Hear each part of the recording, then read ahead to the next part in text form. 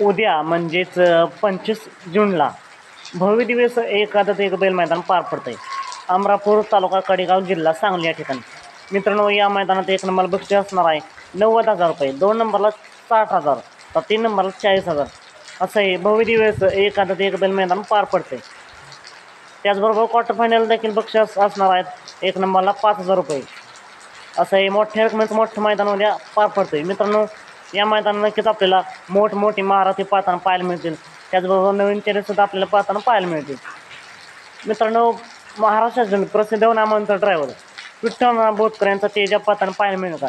मित्रांनो, आपण जर पाहिलं तर तेजाने आता झालेल्या पेडगाव हिंदकेसरी मैदानात 2 नंबरचा मानकरी झाला आहे. या मैदान पाहताना दिसेल का?